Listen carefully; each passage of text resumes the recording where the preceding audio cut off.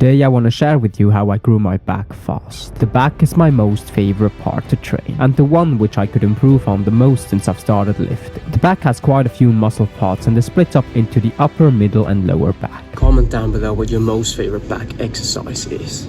So the biggest contribution to my back gains gave me the deadlift. Form over weights. It took me about 2 years to internalize the movement while keeping a solid form. Lately I've been doing a lot of Romanian deadlifts because it puts less stress on my spine and lower back. On the other hand, it will increase the time under tension and let the movement look much more smoother. A few tips which help me with my form. Try to engage your lats when you lift off the weights at the beginning. Maybe do a set of pull-ups at first to activate your lats. Try to keep the bar in a straight line when you're moving up and down. And keep the bar as close as possible to your shins at all times. Once you can't progress on the deadlift or RDLs, get yourself some straps and a belt. To start off, do 15 reps of RDLs, and as you progress, move to the rep range between 8 to 12 reps while doing 3 to 4 working sets. The deadlift is a foundational exercise which targets a lot of different muscles in your body and gives you that V shape and the Christmas tree down your lower back. Talking about lats, there are two further great exercises which help me to grow my back, which are lap hold downs and pull-ups. Now I used to train a lot of calisthenics back in the days, and if I'm being honest, I probably made the biggest back gains back then. But you need to know I couldn't do a proper pull-up when I started off with calisthenics. I'd recommend doing Australian pull-ups, working with bands and training the negatives at first. One day you'll be able to do pull-ups,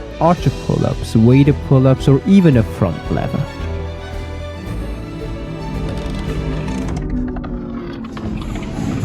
Maybe one day. But nowadays I started to focus more towards lap pull downs due to time reasons and the easier progression tracking. It's really a matter of preference here. More importantly, focus on getting that mind-muscle connection when you're doing these exercises. Focus on the eccentric part of the exercise and don't swing yourself up and down or do half reps. For the horizontal movements, I change up the exercises every month between barbell rows, T-bar rows, one-arm dumbbell rows, or seated cable rows. Muscle-mind connection is the most important thing here again. For my calisthenics friends out there, try out this movement here.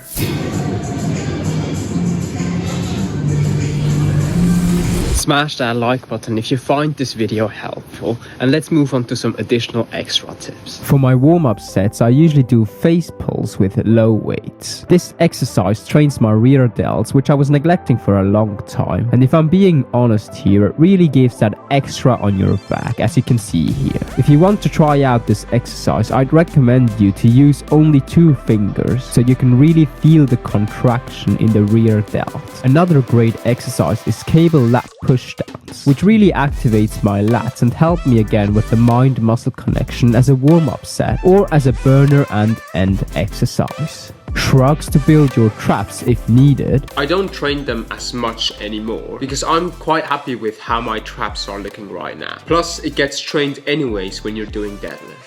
You can do dumbbell, Smith machine or barbell shrugs. But that's it, that's all the exercises which really helped me to build my back in 2 years, I guess. It's important to note that you should try to progress on every workout through weight increases or difficulty levels. Keep your form nice and clean when progressing though. My current pull split looks like that at the moment.